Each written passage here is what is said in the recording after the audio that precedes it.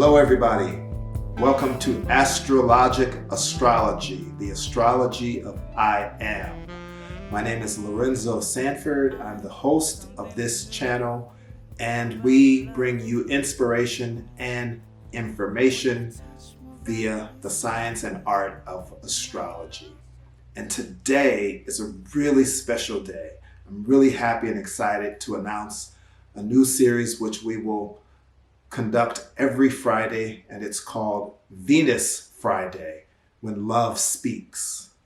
And that's exactly what we're going to talk about and deal with. Love and how love resonates and vibrates in everyone's lives. And particularly, we're going to talk to people. We're going to interview people. We're going to bring couples together and find out the ways that love flows and the ways that sometimes love doesn't flow. And we really feel excited about this because we think this is an opportunity to bring you an understanding of how astrological influences and energies work within the context of human relationships. So thank you for joining us for our inaugural Friday where we are dealing with Venus. And we thought today that we would share with you what Venus means in the different signs so that you can have an understanding of the way that you personally love and relate to other people. I think we'll start with Capricorn, since today, this time period that we're in now, Venus is in the sign of Capricorn. Venus, first of all, represents the way you relate to other people, the way you love. It is the energy that you bring to relationship that determines whether your relationships flow, whether your relationships have ease, or whether your relationships are challenged and whether they're difficult. And everything in between, because there is no one way.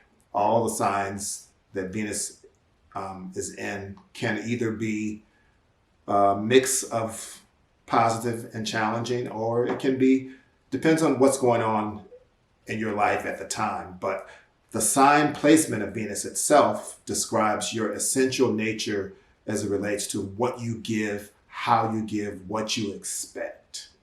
And so if we are talking about your sense of peace, your sense of happiness, Venus is really important, because you can't have peace and happiness if your love needs are not getting met, right? So it's important to know what your love energy is.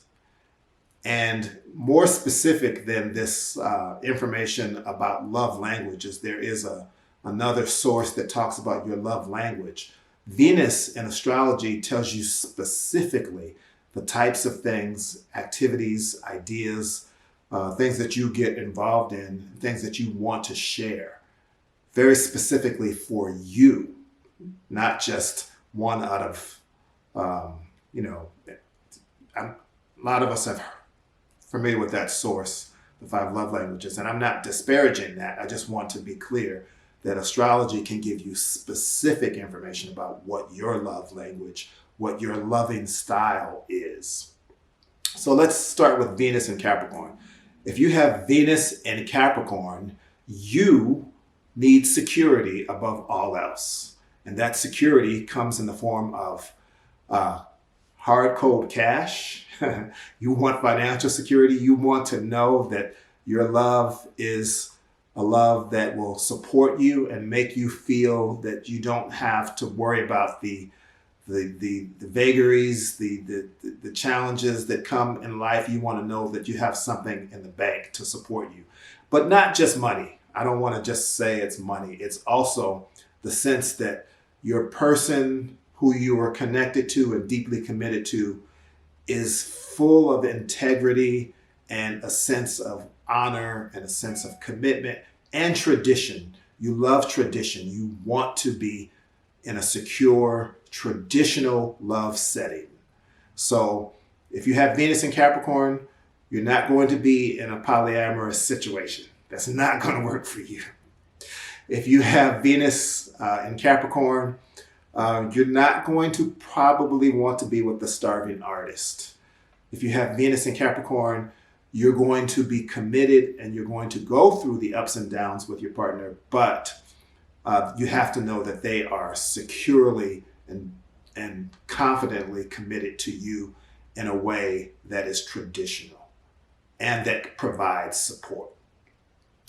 If you have Venus in Scorpio, and I'm not going to go in order, I'm just going to toss these out. If you have Venus in Scorpio, you're very passionate and you want love that, in the words of Aretha Franklin's great hit from the 70s, gives you something you can feel, right? I'm giving him something he can feel, or I'm giving her something she can feel. You want to know that your partner is passionately engaged with you, that your partner is going to touch you in ways that make you feel good to your bone, to your soul. You can be very possessive, you can be very demanding, and you can be insecure if you don't feel that that love is coming from that person in a very clear and direct, strong way.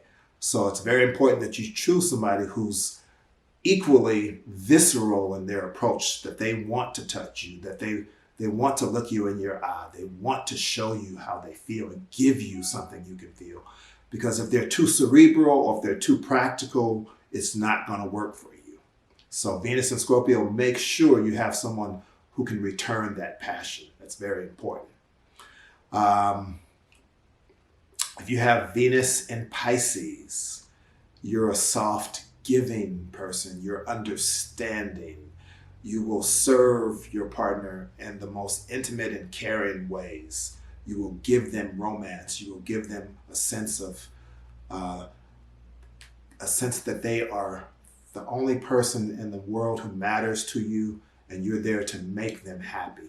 Of course, with this type of approach, you have to be clear and careful that your boundaries are in place, because you don't want to give so much that you deplete your own source.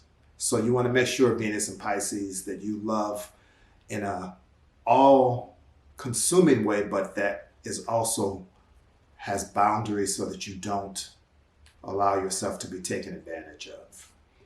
But Venus in Pisces is very romantic, very soft, very supportive, also very creative. So you find creative ways to give your love and share your love.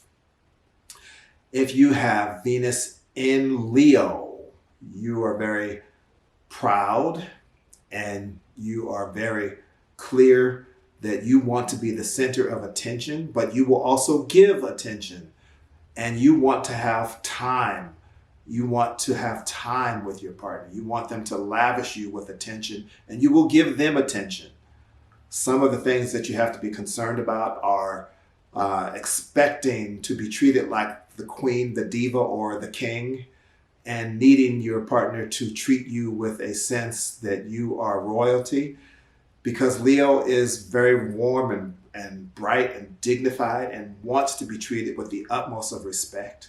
And so you ask that, and you don't just ask that, you demand that, right? So you want to make sure that you allow your partners to have some space for themselves. You want to make sure that they are sure that you give them the same amount of love and attention that you want back. And you want to make sure that they feel the warmth that you have inside of your heart, and that you don't place conditions on it. But you are very strongly connected to being generous and being warm and being giving. And it's a good thing when you have that kind of flow with your partner. Venus in Virgo is an earth sign, and Venus in Virgo wants things to be in order. Venus in Virgo needs practicality. Venus in Virgo needs you to be clean, wants you to be orderly, wants things to be neat. And sometimes Venus in Virgo gets a bad rap. In astrology, Venus in Virgo is sometimes described as being in its fall, meaning that Venus doesn't always seem to operate at its best in Virgo, because Venus is about love and sharing, and Virgo is about discernment and analyzing and, being concerned with making sure that everything fits in its place and it's operating in a in a very functional way.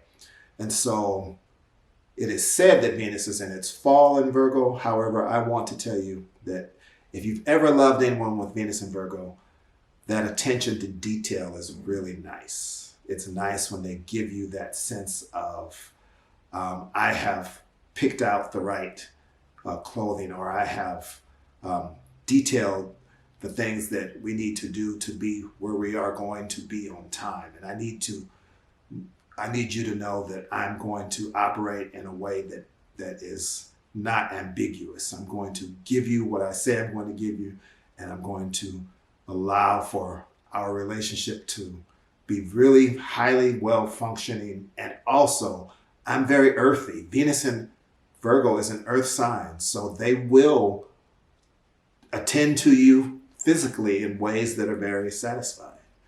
So Venus in Virgo, though it is said to be in a difficult place, is very comfortable with attending to the details of love, especially when it comes to physical passion. Venus in Libra is the sign that Venus rules. Venus and Libra people are very considerate. They're very aware of your needs, and they're willing to meet you halfway. They like beauty. They like to feel that there's courtship. They like to feel that you are courting them in a romantic and gentle, caring way, and they are willing to do the courtly things. They like flowers. They will give you music when they are involved with you. They want to share artistic energy. They want to keep you feeling like love is a bed of roses, and when you are with them, you're floating and you're enjoying life. Venus in Libra likes to talk and communicate and to bounce ideas and balance their concerns with your concerns. It's a very lovely, genteel approach to loving. The only challenge here is that you don't get caught up in your head and be too cerebral about what love is. And you actually can allow yourself to get down into some, how shall we say it, deep feeling, engaged, trying to find the right words without being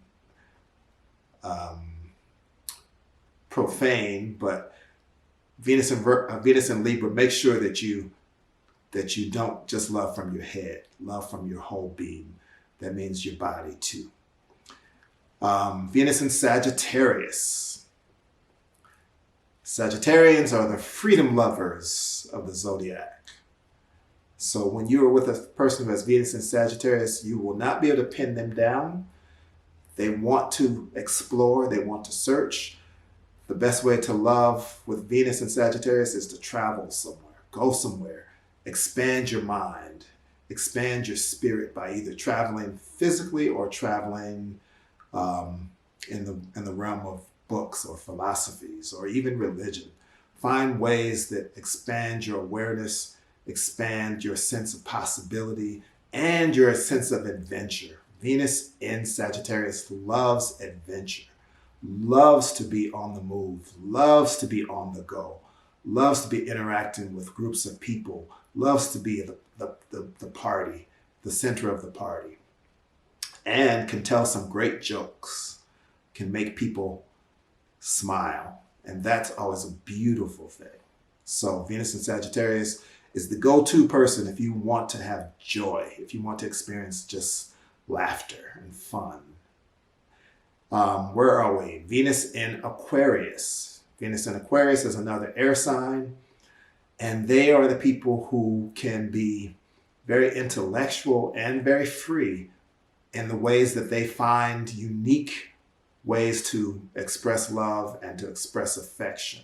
Venus in Aquarius is also cerebral, like their Venus in Libra family. And so that means that Venus in Aquarius wants to be able to talk to you. They want to be able to understand what's in your head. If you don't have something interesting to say, Venus in Aquarius is going to be bored really quickly. And if you're not open to finding different things to do, Venus in Aquarius is going to be bored. So you want to keep things new and fresh with Venus in Aquarius, and they're not beyond experimentation. They will find different ways to relate to you. They may be open to you having relationships with other people, and they may be open to friendships that are a part of your life and allow you to go out and do your own thing. Venus in Aquarius can be very open, very understanding, very giving when it comes to time alone to process who you are, as long as you come back with something interesting to say to them. Venus in Aries, the bold people, the people who reach for what they want in an unambiguous way. They go for it. They have gusto. They have passion. They love to dance. They love to party. They love to be in relationships that are about, let's go, let's get it. Let's make life something that we will have good memories about. They're not the ones, they're like their Venus and Sagittarius family. They also like to always be engaged, always be on the run, always be connecting with people. They like to be the first. It's Aries. They want to be your first. They want to do things with you that you haven't done with anyone else. They want to give you experiences that you haven't had with anyone else. They want to know that there's something daring happening. They may be the ones that you are touching underneath the table, and that you're exciting when no one else is apparently looking. But even if they are looking, the Venus in Aries, Janet Jackson had a song a long time ago with the lyrics, "I don't care who's around." That's Venus in Aries. And I think Janet may have Venus in Aries herself. She has something in Aries, moon or something. So Venus in Aries is all about, I don't give a damn what they say. I want you now. That's Venus in Aries. Venus in Taurus is very practical also, but very sensuous. They're the ones who you want to drape in fabric. They're the ones who want to lay the petals in the bathtub for, in the water. They want to have the nice wine and the great meal.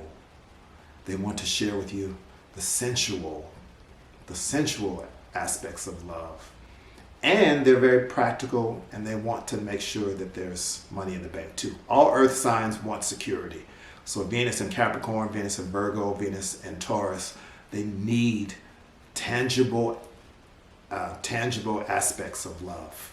They need to be able to feel it and touch it and see it, and it's especially nice when they can see it in the bank. But they also are very sensual and tactile, so touching them, hugging them, embracing them, massaging them is really important. And they will touch you back and give you the same energy that you give in return. Venus in Cancer, the person who wants to love you and nurture you. They want to cook you your favorite meal. They want to wrap up and snuggle with you. They want you to feel that you have a place of comfort that you can come to, and that you feel like you're safe. Venus in Cancer wants you to know that no matter where else you go in the world, when you come visit and share with them, they're going to make you feel nurtured and loved in a way that is reminiscent of home. Whatever home is to you, they want you to feel like you're at home with them. They can be, as a water sign, they can be clingy. They may want to possess you because they don't want you to go out and experience this kind of feeling with anyone else, but it's okay, because all you have to do is gently remind them that the kind of love that they're expressing is the kind of love that's important to you, and you are coming back. So nurture them in return, and they will continue to give you their open-hearted, deep, caring, sensitive feeling for each other, for you, and for you to share with each other. Gemini, Venus in Gemini, the talkers. They want to express. They've got to talk. They've got to have a feeling that we are connected, in our minds. We are going to be able to talk about anything from the politics of the day to the climate issues to what's going on at the neighborhood school and the neighborhood community. There's an app called Neighborhood that many communities have, and I'm certain that Venus and Gemini people are the people who populate that, because they're always wanting to know what's going on in their community, and they want you to be involved in what's going on in their mind, more importantly, because what's happening in their thoughts is what generates their feeling of passion. When they feel connected to you and you're speaking to them in their mind, then you've got their heart and their body. So Venus and Gemini can be very talkative, but they also need to learn to listen and make sure that they're not just saying yes or okay without really taking to heart things that matter to their partner, because they're so always involved in their mind and their pursuits and of their head that sometimes they can lack the warmth and empathy that other signs have. Although if you want to have someone who you can share ideas with, Venus and Gemini is the person that gives you a lot to talk about. And that's a beautiful thing too. So I think we've just covered everybody. Have we covered everybody? I think we've got all 12 signs. And this is just an overview. Of course, this is not the full extent, because wherever Venus is in your horoscope, it also is aspecting other planets, and it sits in certain houses or areas of life that also color it, and it colors how you will experience love and how you share love. So of course, we can always help you understand the more specific aspects to you as an individual, but this is an overview for how the signs in general affect the way each of us loves. We're going to have some very special programming coming up in the very near future. In fact, our second Venus Friday will be a couple that's going to share with us what they feel is the twin flame of their love. They have a love that is really passionate, and they feel like they're soulmates. So we look forward to sharing that with you, and we hope that you will tell other people about this particular series, because it's going to be enlightening and inspiring. So thank you for being with us. As always, we wish you love and peace, and we're looking forward to Venus Fridays when love speaks here at Astrological Astrology. Namaste.